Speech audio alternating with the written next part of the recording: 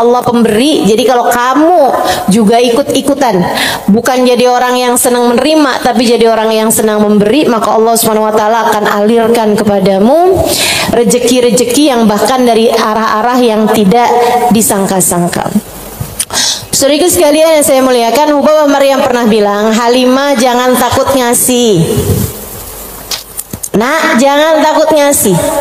Allah itu seringkali ketika kamu ngasihnya banyak, Allah juga ngasihnya banyak. Ketika Allah ngelihat kamu jalur keluar duitnya itu banyak, Allah juga bakalan ngasih itu buat memenuhin jalur keluarnya uang tersebut gitu. Allah tuh mau ngasih rezeki sama orang nggak pakai ada hitung-hitungannya, gitu kan? Pokoknya itu urusan langit, udah bener-bener yang Allah bilang rizqukum fis samai wa ma tu'adun, kata Allah. Rezeki kalian sudah selesai aku atur dari langit. Rezeki kalian sudah selesai aku atur dari langit. Saudaraku sekalian yang saya muliakan, nah kalau kita kepengen gitu kan kayak rezekinya digampangin, cara dapatnya gampang, menyenangkan, itu juga sama Allah udah dikasih clue-cluenya. Salah satu cluenya adalah dengan rajin sedekah. Salah satu cluenya adalah dengan rajin memberi, bukan hanya sedekah. Sedekah itu untuk orang yang kita tahu memerlukan. Tapi kalau memberi buat siapapun, termasuk kita ngasih sama orang yang kita sayangi, ngasih hadiah, begitu ya. Buat orang tua kita mampu, tapi kita seneng aja ngasih hadiah sama mereka gitu misalnya. Kita suka ngasih kepada saudara-saudari kita, kakak adik kita, walaupun kita tahu dia mampu. Tapi misalnya kita habis jalan-jalan condet, kita beliin duku, udah nggak ada ya. Kita beliin salak condet kan, dulu mah masih ada tuh. Ingat tuh, gitu. Saudaraku sekalian yang saya muliakan, itu memperbanyak rezeki, mempermudah rezeki, mempermudah jalurnya rezeki yang sudah Allah Subhanahu wa taala bagikan kepada kita, teman-teman sekalian. Nah, ini saya ingat ucapan Hubabah Maryam Al-Haddar, guru saya almarhumah. Beliau itu orang paling dermawan yang pernah saya kenal. Pasti ada banyak orang-orang dermawan, tapi orang paling dermawan yang saya kenal Hubabah Maryam Al-Haddar. Saudaraku sekalian, beliau tuh kalau bepergian bisa jadi lupa bawa uang buat belanja, lupa bawa uang buat apa, tapi nggak pernah lupa bawa uang buat sedekah. Karena memang ini orang satu senengnya ngasih luar biasa. Siapapun aja dia kasih. Anak-anak ketemu dia kasih, orang tua ketemu dia kasih. Dan dari Hubabah Maryam tuh saya juga jadi ngerti bahwa ternyata semua orang suka dikasih. Subhanallah lah, semua orang tuh seneng aja dikasih gitu. Walaupun dia orang mampu sekalipun gitu ya, tapi kalau dikasih tuh kok seneng aja gitu. Betul nggak? Ini yang katanya Nabi Muhammad, tahadau tahabu, saling beri hadiahlah kalian, maka kalian akan semakin saling sayang, semakin saling cinta. Makanya para ibu mesti yang besar hati buat selalu bisa ngasih sama anak-anaknya, para istri ngasih buat suaminya, gitu kan ya, saudara ngasih buat saudaranya dan seterusnya gitu. Itu memang adalah bagian dari kita pengen cari ridha Allah Subhanahu wa taala, irhamukillah, dengan cara memberi tersebut itu ya. Ngambil sifatnya Allah Subhanahu wa taala. Allah tuh mu'ti, Allah pemberi. Jadi kalau kamu juga ikut-ikutan, bukan jadi orang yang senang menerima, tapi jadi orang yang senang memberi, maka Allah Subhanahu wa taala akan alirkan kepadamu rezeki-rezeki yang bahkan dari arah-arah yang tidak disangka-sangka. Saudaraku sekalian yang saya muliakan, Hubabah Maryam pernah bilang, Halimah jangan takut ngasih. Nak, jangan takut ngasih. Allah itu seringkali ketika kamu ngasihnya banyak, Allah juga ngasihnya banyak. Ketika Allah ngelihat kamu jalur keluar duitnya itu banyak, Allah juga bakalan ngasih itu buat memenuhin jalur keluarnya uang tersebut gitu. Atau Abah kayak begitu. Jangan takut buat ngasih, nak. Jangan takut buat ngasih. Subhanallah. Itu sering saya inget-ingetin tuh. Jangan takut buat ngasih. Jangan takut buat ngasih. Kadang-kadang tuh orang punya banyak aja, kalau mau keluarin duit tuh kayak disuruh keluarin separuh nyawa gitu. Penuh perhitungan, ya. Makanya ada satu cerita, salah satu dari habaib teriak-teriak manggil anaknya. Misalnya anaknya namanya siapa? Husin misalnya. Sin, Sin. Anaknya sebelah saya nih yang namanya Husin. Sin. Si Husin ini kan dia dengar panggilan tapi dia nggak tahu ayahnya ada di mana. Dia bilang, "Bang Abah ada di mana sih, Bah? Ini Husin, Bah. Lebih, Bah." Kata abahnya, "Kamar mandi, Nak." "Iya, Bah." Dikirain suruh ngambil sabun, apa kehabisan odol gitu kan. "Sen, tolong ambilin duit Abah, Nak. Ada di gesper Abah warna hijau." Iya sih. Habaib-habaib kita suka punya gesper warna hijau. Gesernya habaib tuh ya. Jadi gespernya dipakai bukan buat celana panjang, tapi buat sarung. Ada yang tahu nggak? Anak-anak zaman sekarang nggak pada tahu nih, nggak seru ah. Dia bilang, "Ambilin duit Abah, Nak. Kasihin kepada keluarga fakir miskin di jalan apa gitu," disebutin nama dia. Dikerjain sama anaknya saat itu juga, diambil uangnya kemudian diserahkan kepada keluarga yang dimaksudkan sama abahnya. Habis dia pulang, dia bilang sama abahnya, "Bah, Abah kenapa sih, Bah? Sampai repot-repot lagi di kamar mandi, bukan nunggu aja ntar keluar." Abahnya bilang, "Nak, kalau keluar setannya lain lagi." Emang sedekah tuh kalau nggak cepet-cepet dikeluarin lain lagi tuh. Coba aja kamu ngeliat orang nih, ya ampun kesian banget, mau ngasih nih kayaknya 100.000 deh misalnya gitu. Kita inget nih dompet kita ada 100 ribuan gitu kan. Pas kita buka dompet, tapi banyak juga loh orang kayak gitu, 50.000 aja apa ya gitu. Kelihatan ada duit yang hijau 20 ribuan. Terakhir keluarnya berapa? 5.000. Ada yang pernah begitu? Mana orangnya? Saya. Urusan sedekah luar biasa. Kalau nggak cepet-cepet dikerjain, luar biasa setannya, teman-teman sekalian. Oke, mudah-mudahan Allah SWT selamatkan kita dari segala sifat pelit-pelit ini nih. Baik itu yang namanya syuh ini udah pelit yang banget pelitnya, ataupun bakhil orangnya ya. Kalau yang tadi atas syuh orangnya namanya syahih. Kalau yang kedua nih bakhil, yaitu orang yang pelit sama apa yang dia punya, ama yang jadi miliknya dia mau ngeluarinnya tuh penuh dengan perhitungan. Dan gayahnya, puncaknya orang pelit yang kayak beginian nih, puncaknya pelit adalah dia sampai berusaha untuk bisa yang wajib-wajib pun jadi nggak wajib. Gimana caranya gitu? Kayak bayar zakat gitu kan, mikir-mikir mau bayar zakat harta 2,5% dari harta kita di akhir tahun. Itu kan kalau mau dicari-cariin jalannya biar nggak keluar zakat, bisa teman-teman, bisa. Terutama nih orang-orang kayak saya nih, belajar fikih kelamaan, belajar fikihnya lama, saya tahu persis cara mengelabui hukum Islam. Tetapi teman-teman sekalian, ilmu ini walaupun saya mengetahuinya, saya tidak akan mengamalkannya buat diri saya pun juga buat orang lain. Kenapa gitu? Kamu sedang mengelabui siapa? Bukankah Allah Maha tahu segalanya? Kamu mau nih gimana caranya biar duit saya nih nggak saya zakatin? Oh, kamu begini, misalnya gitu ya. Sekedar dirubah bentuk duitnya itu, jadi tanah, jadi rumah, kan zakatnya setahun lagi. Bisa aja kayak begitu. Akan tetapi teman-teman saudara sekalian, sekali lagi ini pengelabuhan urusan dunia. Tapi kalau urusan di hadapan Allah Subhanahu wa taala, Allah tahu segalanya. Allah paham niatmu, mau deket haul, mau deket waktunya wajib mengeluarkan zakat, kamu beli tanah biar duit kamu berubah jadi tanah untuk menghindarkan kewajiban zakat.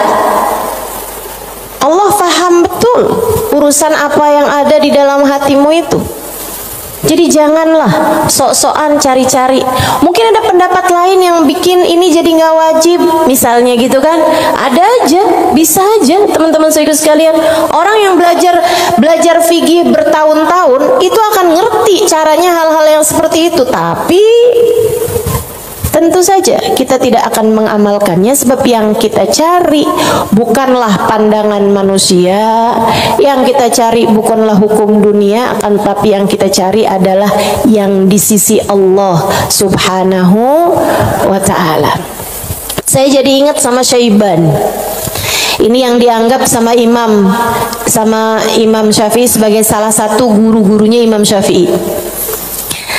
Imam Syafi'i satu hari ditanya sama muridnya Imam Ahmad bin Hanbal, siapa aja guru-gurumu tuan? Sebutin sama Imam Syafi'i, fulan bin fulan, fulan bin fulan, fulan bin fulan. Kata Imam Syafi'i, Syaiban Ar-Ra'i. Siapa? Syaiban Ar-Ra'i. Kok saya nggak pernah denger ya yang satu ini? Imam Syafi'i itu orang pinter, saudaraku sekalian, sangat pinter. Ini saya ceritain kecerdasan, kepandaian Imam Syafi'i. Imam Syafi'i itu kalau mau ngafal halaman 276, 277-nya ditutup dulu. Kenapa gitu? Karena kalau saya kelihatan suka ikutan masuk juga.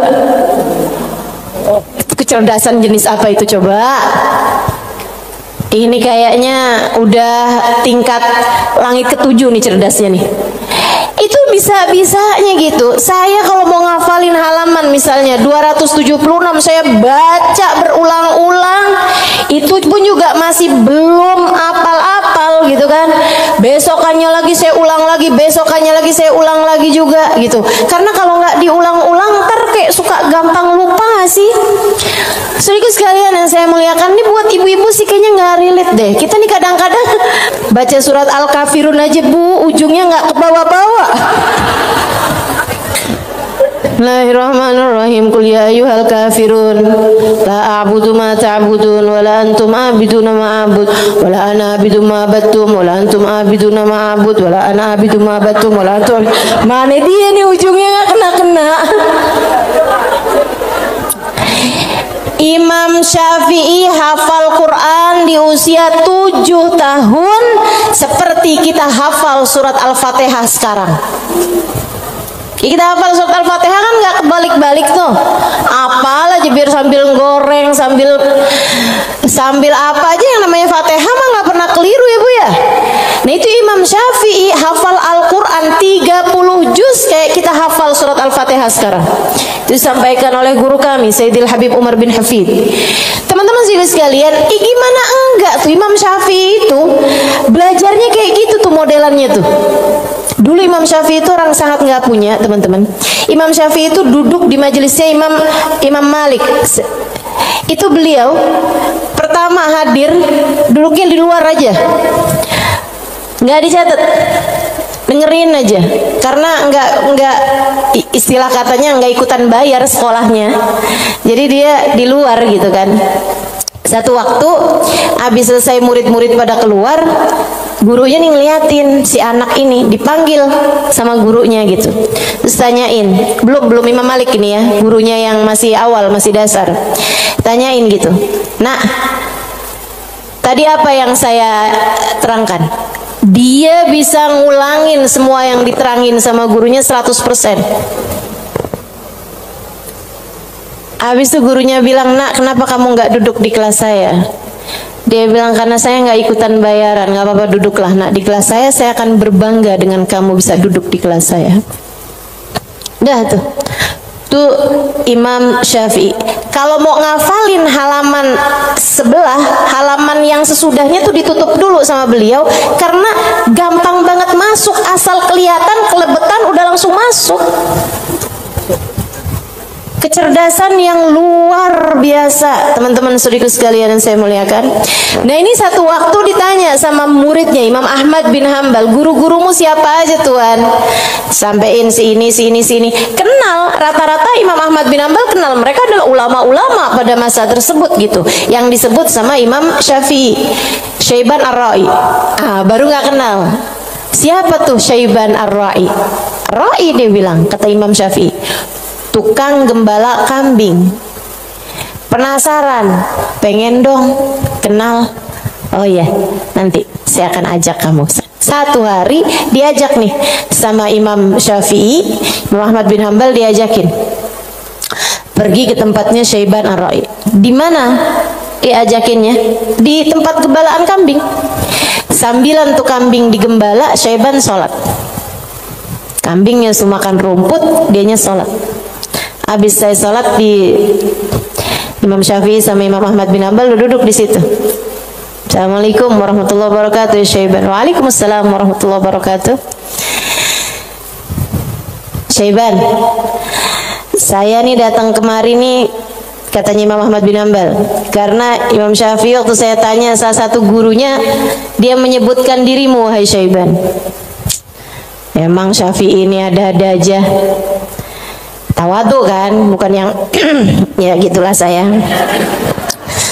Walaupun saya kelihatannya penggembala kambing ya, tapi jangan remehkan.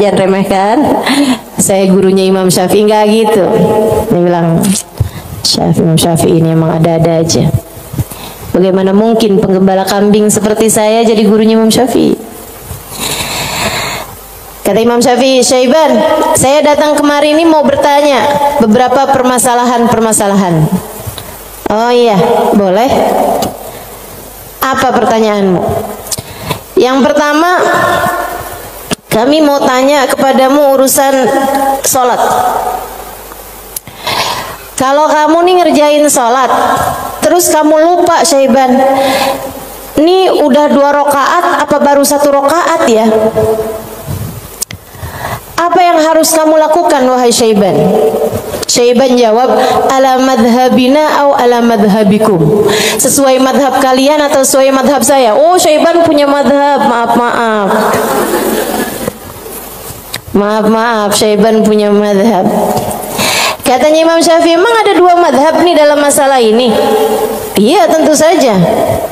Madhab kalian selalu berbeda dengan madhab saya. Oh, boleh kami tahu kalau sesuai dengan madhab kami gimana Syaiban? Kalau madhab kalian, kalau lupa berapa rakaat sholat, ngambil rakaat yang sedikit, kemudian sesudahnya sujud sahwi. Iya benar, kata Imam Syafi'i, benar. Begitu memang yang disampaikan oleh baginda kita Nabi besar Muhammad sallallahu alaihi wasallam. Kalau madhab kalian gimana Syaiban? Kata Syaiban, kalau madhab kami, madhab ahli tasawuf, madhab hamba-hamba dekat dengan Allah Subhanahu wa ta'ala, madhabnya para wali lah boleh dibilang. Dia bilang kalau kami sholat menghadap Allah tapi kami sampai lupa berapa rakaat kami menghadap kepadanya, artinya kan pikirannya kemana-mana. Dia adalah orang yang sudah kurang ajar kepada Allah. Dia harus dihukum dengan puasa setahun dan qiyamul lail setahun. Itu hukuman buat orang, itu pelajaran buat orang yang bisa sampai lupa ngadep sama Allah Subhanahu wa ta'ala. Ada yang mau ikutan madhabnya Syaiban?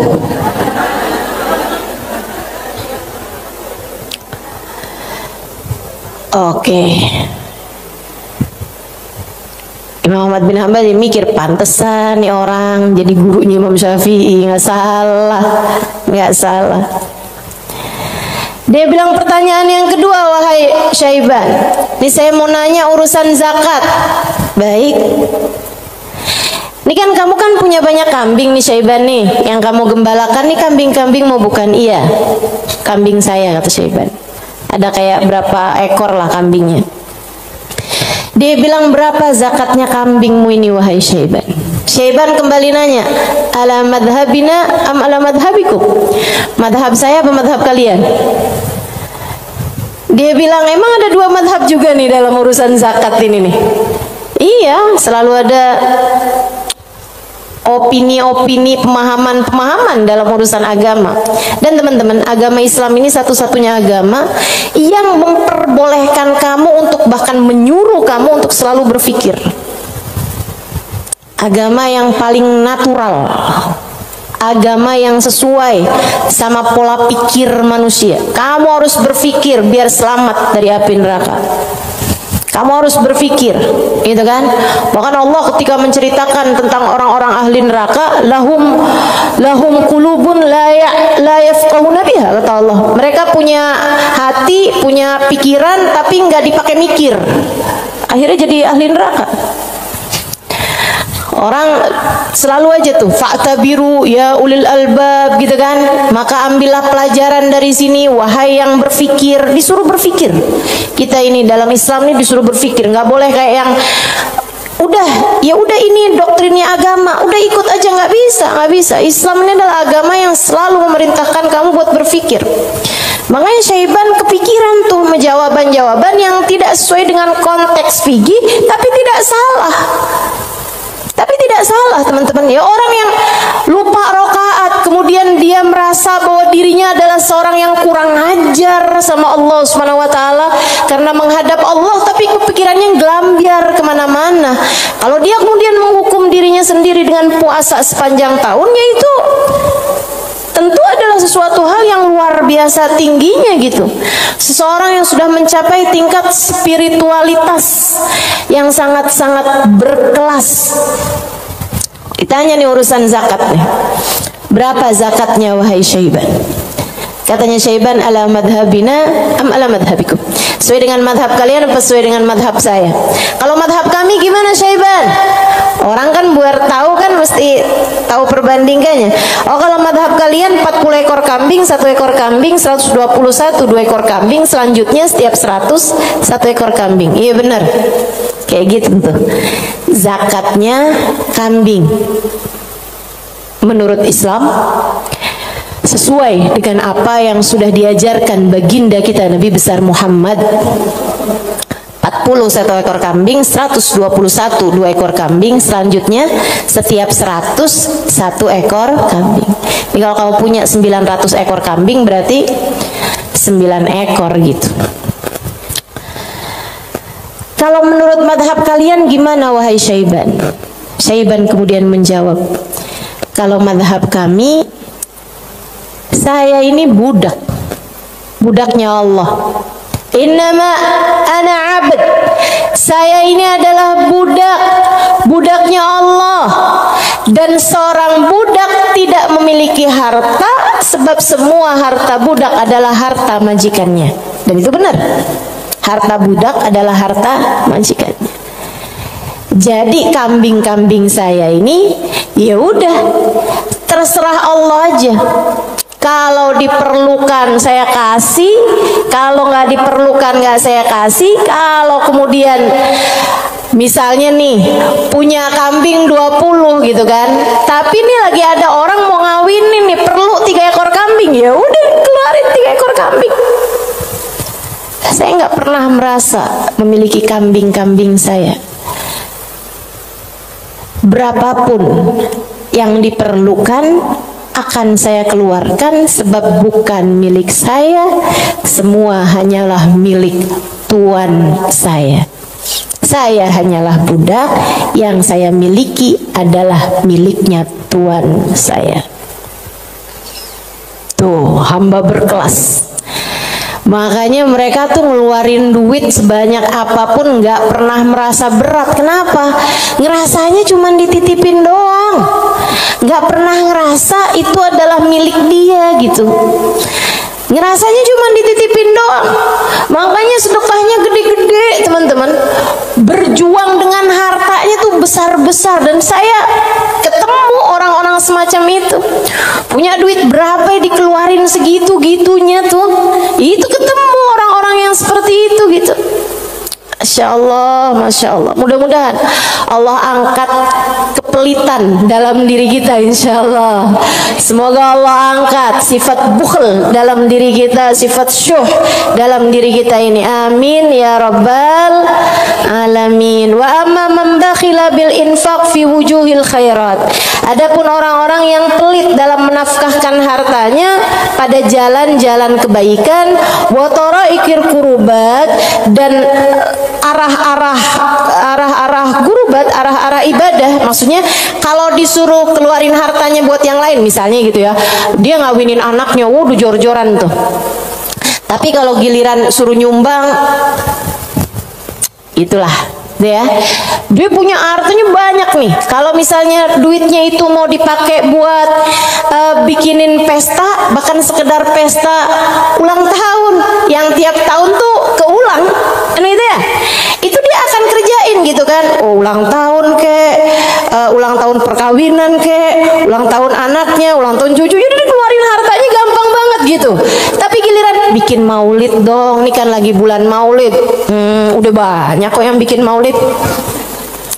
Ya kalau gitu nyumbang deh buat orang yang bikin maulid, udah banyak yang nyumbang buat bikin maulid gitu. Jadi kalau urusannya yang kebaikan-kebaikan gitu kan, tuh ada pondok pesantren tuh lagi susah, oh ya udah deh ntar aneh sampein deh sama orang itu tuh, orang itu kaya tuh, banyak tuh duitnya tuh. Dia lupa kalau duitnya juga banyak. Ada orang-orang yang kalau jalan-jalan yang lain dia royal, dia biasa aja gitu, ngeluarinnya nggak berat. Tapi di saat dia suruh ngeluarin untuk jalan-jalan kebaikan, dia ngerasa berat. Yang kayak begini, ma'at tamakkun min dzalik, padahal dia mampu untuk melakukan itu, fahaluhu ahwan min halil ladzi qabla, keadaan dia masih lebih mending daripada keadaan orang-orang yang di atasnya, yang syuh atau yang syahih atau yang bakhil ya. Yang atasnya itu sampai dengan yang wajib-wajib aja dia nggak mau keluarin. Kalau yang ini, yang wajib sih dia keluarin sih, yang wajib dia keluarin. Cuman kalau yang sunnah-sunnah gitu, kayak nyumbang-nyumbang, ngasih-ngasih sama orang, gitu-gitu dia, tar dulu deh, duit saya juga nggak segitu banyaknya, gitu kan. Ada orang nih susah-susah nih, terus dia bilang gitu, emang beneran susah, anak-anak yatim gitu kan, korban bencana alam atau apa gitu, emang beneran susah. Itu juga mau ngeluarinnya kayak yang berat banget gitu. Yang kayak beginian gimana nih? Ahwan minal ladzi qabla, mendingan sih daripada yang sebelumnya. Sebutnya apa? Wa yusamma bakhilan aidan, disebut juga orang bakhil juga. Li'annahu qad athara al-mal wa laqiba fi imsaki, karena dia mendahulukan harta untuk dirinya sendiri dan dia senang buat pegangin hartanya. Wa bakhila bi badlihi fi ma huwa arfa' lahu wa anfa' inda rabbih min ad-darajatil ula wal khairatil baqiyah fid daril akhirah. Karena dia itu kan bakhilnya itu menyelahkan sesuatu yang dia rasa lebih bermanfaat. Kalau dia disuruh nyumbang nih, kayak dia akan mikir yang daripada saya nyumbang, mendingan juga buat sekolah anak aja nih dulu, mendingan buat ngirimin anak dulu aja, mendingan buat ini aja, mendingan buat itu aja, kayak yang dicari-cari gitu keperluan dia itu, mendingan ganti horden aja, mendingan ganti karpet aja, mendingan ada pintu model baru, mendingan saya ganti pintu aja, mendingan saya, pokoknya gitu aja gitu, daripada dia mencari-cari, maksudnya daripada dia mengeluarkan hartanya untuk urusan-urusan yang sifatnya akhirat, dia akan lebih memilih untuk yang buka cabang aja, buka usahanya lebih luas aja, mendingan ini aja, mendingan itu aja, kayak gitu-gitu. Atau bahkan mendingan buat kawin lagi aja. Itu ngebantu orang juga. Dia akan nyari perempuan yang miskin juga. Gimana tuh? Wa madamal insan yarjah imsakul mal ala badli fi mahabillah wa maradi fa huwa ghairu khalin an syai'in minal bukhl. Dan sesiapa orang, selagi seseorang itu masih lebih mendahulukan, masih lebih mementingkan megang hartanya daripada menyerahkannya di jalan yang diridhoi Allah dan yang dicintai Allah, maka artinya orang tersebut belum kosong dari sifat pelit. Artinya dia masih punya sifat pelit dalam dirinya. Uang kamu nih antara kamu serahkan buat beli sesuatu duniawi, sama kamu serahkan buat kepentingan akhirat, kamu keringanan mana? Ya kita masih lebih ringan untuk urusan-urusan dunia kita kan? Betul nggak? Atau untuk antara kamu keluarkan di jalan Allah dengan kamu tabung, kamu masih beratan mana? Ya beratan ngasih lah. Kalau buat nabung kan ya buat diri kita sendiri, itu investasi masa depan harus kita pikirkan juga kan. Nah itu berarti kata Imam Ghazali, Imamul Haddad, sini Imamul Haddad yang bilang ya, bukan saya ya. Berarti dia ya memang masih pelit juga. Kamu masih pelit. Selagi antara uang kamu pakai buat tabungan sama uang kamu serahkan untuk jalan-jalan kebaikan, kamu masih memilih untuk nabung. Berarti ini kayaknya kita semua masih pelit lah ya. Udah kita sepakatin aja dah. Masih pelit semuanya, ya Allah, ya Allah. Makanya masih harus terus-terusan berdoa. Allahumma inni a'udzubika minal ajzi wal kasal wa'ud. Allahumma inni a'udzubika minal hammi wal hazan wa a'udzubika minal ajzi wal kasal wa a'udzubika minal jubni wal bukhl wa a'udzubika min ghalabatid dain wa qahrir rijal. Itu masih harus terus-terusan kita baca teman-teman, tiap hari, tiap pagi kita baca doa itu. Ya Allah, beri kami hidayah untuk bisa ringan tangan dalam memberi, enggak terus-terusan pelit sama apa yang kami miliki ya Allah. Wala yakunul insan jawadan sakhiyan hatta yakuna badlul mal fi mahabbillah arja inda wa ahab ilaih min imsaki. Dan seseorang itu belum bisa disebut dermawan, belum bisa disebut sakhi, belum bisa disebut orang karim, orang dermawan sampai dia merasa bahwa menyerahkan uang di jalan Allah lebih dia sukai daripada menabung, daripada pegang duit itu, daripada dia nggak ngasihnya di jalan Allah gitu. Kalau kamu ngerasa masih ngasih itu lebih berat daripada kamu pegang, nah itu berarti kamu masih pelit. Tapi kalau kamu ngerasa udah yang ngasih lebih kamu sukai daripada kamu pegang gitu ya, itu berarti kamu adalah seseorang yang dermawan. Udah jadi tambah jauh aja nih kita nih. Fa'alam dzalik wa'mal alaih. Ketahuilah hal ini dan amalkanlah. Wallahu yatawalla hudak. Semoga Allah Subhanahu wa taala memberikan petunjuk kepadamu. Amin ya rabbal alamin. Wa minal muhlikat, dan salah satu dari sifat-sifat yang dapat menghancurkan seseorang, salah satu dari sifat-sifat penghancur amal ibadah seseorang, salah satu dari sifat-sifat yang dapat meluluh lantakkan dirimu, menurunkan nilaimu di mata Allah Subhanahu wa taala adalah al-ghurur, sifat ghurur, tertipu. Apa tuh tertipu? Wa makna, arti tertipu adalah an yulabbisul insan ala nafsih.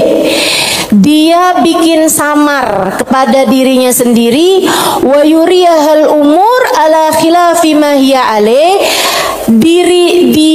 Dia memperlihatkan kepada nafasnya, kepada dirinya, ala khilafi ma hiya alaih, tidak sesuai dengan fakta yang ada.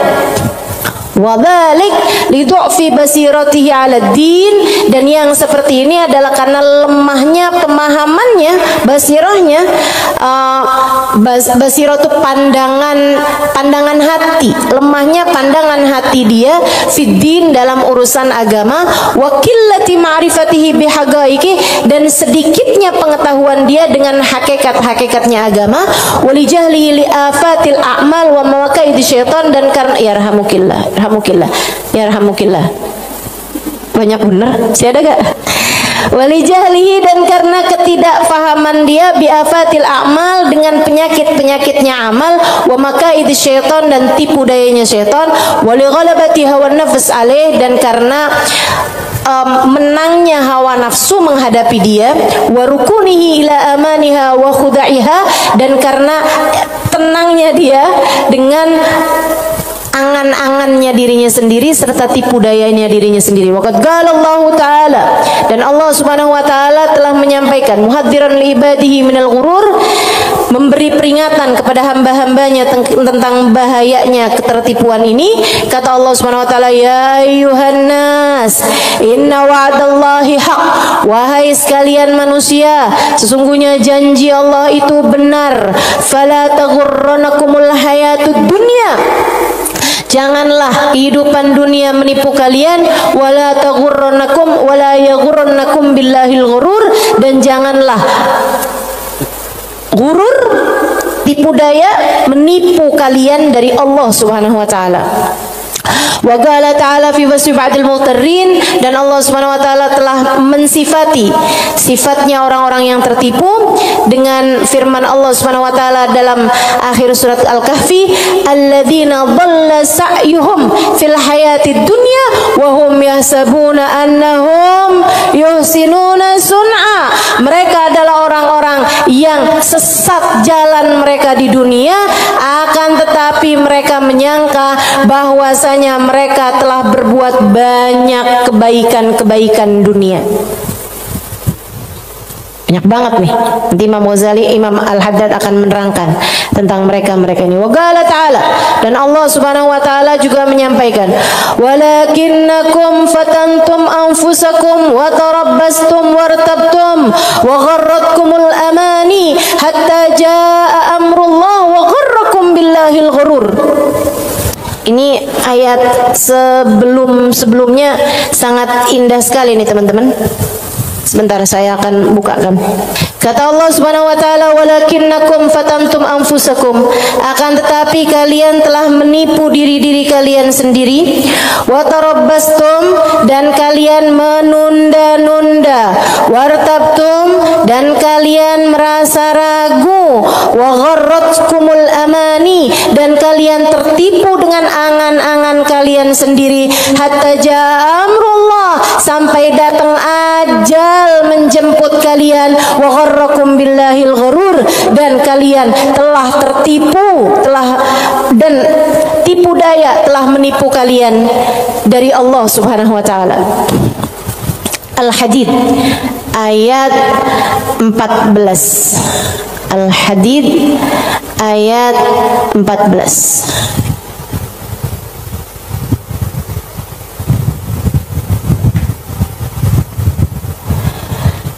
Al-Hadid ayat 14.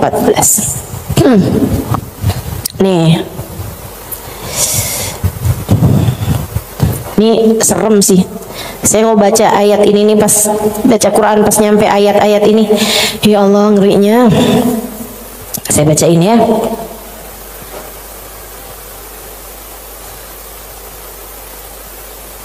Dari mana ya enaknya nih ya? Dari ayat 11 deh. Al-Hadid dari ayat 11. A'udzu billahi minasyaitonir rajim. Man dzalladzi yuqridullaha qardan hasana fayudha'ifahu lahu wa lahu ajrun karim. Kata Allah, siapa di antara kalian yang mau menghutangi Allah? Ini Allah nih dari taunya orang-orang tuh ama hartanya tuh medit banget, pelit banget, sampai Allah bilang, kamu di saat sedekah kamu nggak lagi ngasih buat orang, kamu lagi ngasih hutangan kepadaku, kata Allah. Kamu lagi ngasih tuh, kamu lagi ngasih hutang sama aku, kata Allah. Man dzalladzi yuqridullaha qardan hasana, siapa yang menghutangi Allah dengan hutangan yang bagus. Hutangan yang bagus tuh ada orang miskin dikasih, ya. Ada orang yang kepengen sekolah, nggak mampu sekolah, kamu sekolahkan. Ada janda-janda yang kepengen usaha nggak punya modal, kamu modalin, gitu kan. Ada orang tua-tua yang emang udah nggak bisa lagi usaha, kamu berikan nafkah bulanan kepada mereka, gitu. Ada yang lagi ngebangun misalnya pondok pesantren atau masjid yang memang tidak akan kembali berupa keuangan ya, maksudnya secara langsung, gitu kan. Nah itu semuanya ini disebut sebagai jalan-jalan kebaikan Allah menyebutnya sebagai qardhan hasanah, hutangan kepada Allah. Kenapa Allah bahasanya sampai pakai utang? Dan yang hutang itu Allah, kayak Allah tuh lagi yang tenang, utang, aku akan bayar. Dan aku kalau bayar nggak main-main, aku lipat gandakan minimal 10 kali lipat. Dan teman-teman, saya sih nggak tertarik sama urusan 10 kali lipat. Kamu sedekah balik 10 kali lipat, saya nggak terlalu tertarik sama itu. Saya tertarik sama sesuatu yang kita nggak bisa beli pakai uang. Yang kita nggak bisa beli pakai uang, itu yang lebih membuat saya tertarik ketika bersedekah. Maksudnya gini nih, kalau misalnya kayak kalau kamu ngasih 100.000, Allah bakal gantikan dengan 1 juta, 10 kali lipat kan? Saya nggak terlalu tertarik sama yang begituan. Saya lebih tertarik kalau kamu kasih 100.000, Allah akan berikan kepadamu Halimah sesuatu hal yang bahkan kamu nggak bisa belinya dengan uang. Dan itu nyata teman-teman. Kamu nggak bisa beli kesolehan anakmu. Mau beli di mana? Mau beli di mana? Kamu pergi cari apapun, kamu nggak bisa beli kesolehan anakmu. Kayak apa rasanya kamu bangun di waktu malam, terus kamu lihat, kok kamar anak saya nih lampunya masih nggak gelap semuanya ya. Biasanya kalau tidur dia gelap semua.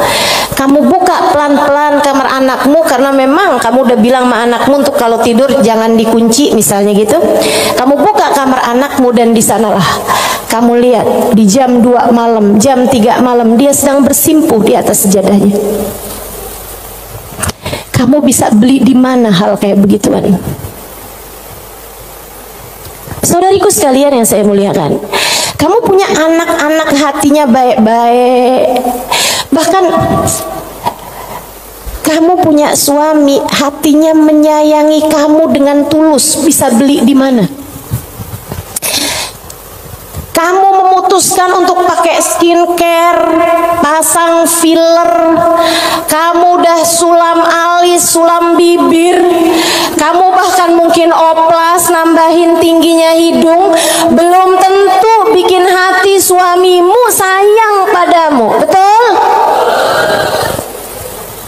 Beli di mana tuh rasa sayangnya suami kepada seorang istri? Belinya sama Allah Subhanahu wa ta'ala, sebab Allah yang menggerak-gerakkan hati manusia. Saudaraku sekalian yang saya muliakan, Allah tuh kalau kamu kasih hutangan sama Allah Subhanahu wa ta'ala, kamu sedekahkan hartamu di jalan Allah Subhanahu wa ta'ala, Allah bisa bayar kamu dengan hal-hal yang gak bisa kamu beli pakai uang.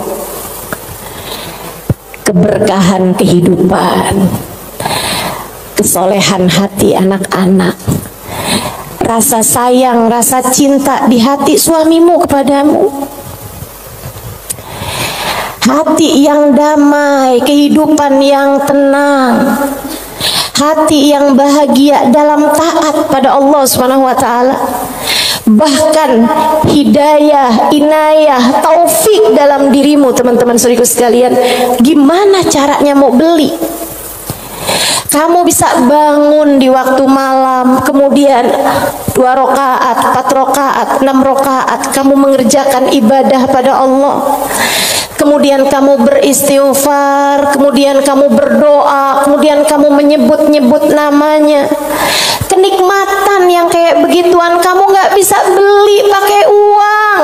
Itu hidayah dari Allah Subhanahu wa ta'ala.